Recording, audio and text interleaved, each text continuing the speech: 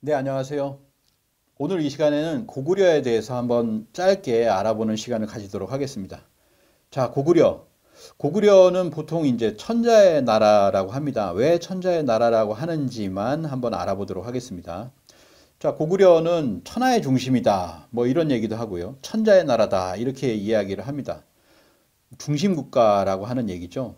도올 김명옥 선생도 이렇게 얘기를 했어요. 이렇게 거대한 문자가 새겨진 비석은 없다. 이 광개토 태양 비문을 얘기하거든요. 굉장히 거대하죠. 저도 이제 가서 직접 이렇게 봤습니다만은 어마어마합니다. 이런 곳에 그 비석에 오밀조밀하게 이제 그 글들이 이렇게 새겨져 있는 것이 거의 없다. 전 세계에. 이런 얘기를 하는 거죠. 이런 기상을 봤을 때도 우리가 천자의 나라다라고 하는 것을 알 수가 있습니다. 그리고 이제 광개토태양 비문에 보시면은 그러한 내용들이 이제 가득 차 있죠. 천재지자 또는 황천지자라고 하는 내용이 나와 있는데요. 이 광개토대왕 비문은 사실 교과서에서 다뤄져야 된다라고 생각을 해요. 이 부분이 1700여자가 전부 다 다룰 수는 없지만 그 앞부분에서 고구려에 대해서 고구려가 어떻게 이렇게 나오게 되었는가라고 하는 부분에 관해서는 우리가 3064 고조선기와 더불어서 다루어져야 되지 않는가라고 생각을 합니다. 꼭 알아야 된다라고 생각을 하고요. 자, 여기에 보면은 광개토대왕 비문에 보면 어떻게 나오냐면 아시 황천지자라고 하는 부분이 나옵니다. 이 고추목 깨서 그 새 동지들 있잖아요. 동지들, 계곡공신들이 되는 새 동지들과 함께 이렇게 강을 건널 때 그때 이렇게 이야기를 하죠. 아시 황천지자다. 나는 황천의 자식이다. 이 황천이 뭡니까? 바로 황천 상제님이다. 이렇게 이야기를 합니다. 우리가 대한제국 있죠. 이 대한제국이 1897년에 건국을 하게 됐는데 그때 고종이 황제로 등극을 하면서 원구단에서 황천 상제님께 제를 지내고요. 그리고 옆에 보시면 황궁우가 있는데요. 이것은 위패를 모신 곳입니다. 그래서 제가 끝나고 나서 이제 위패를 모시게 됐죠. 이 원구단은 1914년에 조선철도 호텔이 세워지면서 우리의 어떤 하느님 문화가 완전히 이제 사라지게 되는 그런 어떤 것이 되고요. 그리고 황궁우만 지금도 이렇게 남아 있습니다. 자, 이 황궁우에 들어가 보시면 안에 들어가 보시면은 뭐가 있냐면 이게 천으로 가려져 있지만 그 천을 들추면은 이렇게 나와 있죠. 황천상제라는 위패를 중심으로 하고 있어요. 황천상제라고 합니다. 우리가 좀 전에 보셨던 광개토태양 비문에 보면은 황천지자 이렇게 나오잖아요. 황천지자라고 하는 것은 무엇이냐? 저 황천 거룩한 하늘의 상제님이다. 그 상제님의 아들이다라고 하는 거예요. 천재지자와 같은 말입니다. 그래서 황천상제라고 하는 위패를 보시면 정확하게 알 수가 있죠. 또 하나는 뭐냐면 삼국사기 고구려 본기를 보시면은 주몽이 오이마리 협보 3명의 친구들과 가다가 엄사수에 이르러서 건너려고 하였으나 다리가 없었습니다. 추격해오는 병사들이 닥칠까 두려워 물에게 고하여 이렇게 얘기하죠. 나는 천재의 아들이다. 천재지자, 여기는 뭐냐면 천재자 이렇게 나오잖아요. 나는 천재자다. 그리고 하백의 외손이다. 라고 이렇게 이야기를 합니다. 오늘 도망하여 달아나는데 추격자들이 다가오니 어찌하면 좋은가 라고 하였습니다.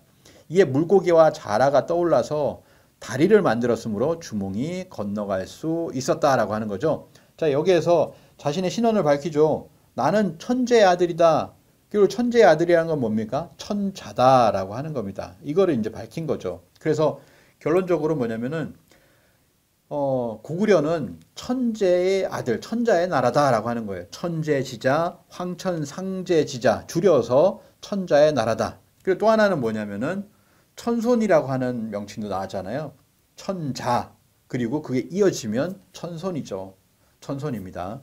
자, 그렇게 해서 이 천손, 하늘의 천재지자, 하느님을 모시는 그 황천상제님을 모시는 그런 자손이다, 자식이다 라고 한다면 뭘 해야 됩니까? 제천문화를 해야죠. 이 제천이라는 것이 굉장히 중요합니다. 제천문화 또는 천재문화라고 얘기를 하죠. 그래서 부의 영고, 동해 무천, 그리고 동해 무천은 또 고조선의 무천이기도 했습니다. 그 위에서부터 이어온 것이죠. 하늘에 고하고 그리고 춤추고 노래하는 그런 문화가 있었다라고 하는 거죠. 그리고 고구려에는 뭐가 있었냐? 동맹이 있었다. 동맹이라고 하는 제천 의식이 있었다라고 하는 겁니다. 해마다 10월이면 삼신상제님께 천재를 올리고 함께 어울려 춤추며 노래하며 하나가 되는 한판 대동제를 열었다고 합니다. 그리고 또 하나는 뭐냐면 우리가 이제 황제, 천재 뭐 이런 이야기를 하지만요. 또 하나 명칭이 있습니다. 태왕. 우리가 보통 왕이라고 하면은 여러 가지 많이 쓰잖아요. 그리고 왕과 황제 이렇게 얘기하는데 이 황제격이 뭐냐면 태를 붙이는 거예요. 클태자. 그냥 대자도 아니고 클태라고 하는 것은 대보다 더 광범위한 어떤 그런 것을 이야기한다. 이렇게 볼 수가 있겠죠. 그래서 태왕이라고 했습니다. 광개토 태왕, 장수 태왕 이렇게 이야기를 했죠. 그리고 뭡니까? 또 태를 쓰는 것이 바로 6대, 고구려의 6대 태조대왕입니다. 태조대왕. 그리고 19대 호태왕 이렇게 해가지고 태조 그리고 대왕, 태왕 등의 그런 호칭에서 보듯이 고구려는 천자국이었다라고 하는 것을 알 수가 있습니다. 중국에서 태조 묘호를 쓴 것은 송나라 때의 일이다라고 하는 거죠. 이 태조라는 것도 우리가 먼저 썼다라고 하는 것을 알 수가 있습니다. 또 하나는 뭐냐면 이런 황제나 천자는 연호를 쓰잖아요. 그들이 즉위를 할 때 연호를 씁니다. 그래서 그 연호를 보시면 고주몽성제의 다물과 평락이 있고요. 태조 무열제 육무, 그리고 장수 열제의 건흥, 문자제, 명치, 평원제, 대덕, 영양제, 홍무, 보장제, 개화. 이거는 뭐냐면 전부 다 태백일사 고구려 국 본기에 나와 있는 내용입니다. 여기 보시면 다 이렇게 나와 있잖아요. 그래서 우리나라의 연호의 시작은 광개토 태양 비문에 보면 거기에 영락이라고 나와 있는데 그래서 그 연호의 시작이라고 얘기하지만요.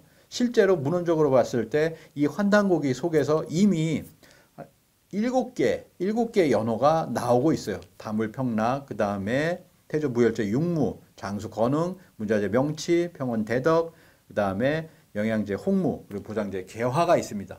자, 이것이 검증이 된다면은 그러면은 이 연호들이 전부 살아나는 거죠. 전부 다 살아나는 겁니다. 그래서 결국에는 뭐냐면 몇 개 문헌적으로 봤을 때 몇 개 지금 8개가 되지만 유물에서 보면 또 찾을 수 있는 게 있기 때문에 결국 고구려는 초대부터 해서 28대까지 전부 다 연호를 썼었다라고 하는 것을 알 수가 있습니다. 그렇기 때문에 이것만 보더라도 고구려는 천자의 나라다, 황제의 나라다, 그리고 천손의 나라다라고 하는 것을 알 수가 있습니다. 오늘 이 시간에는 여기까지 알아보았습니다. 감사합니다.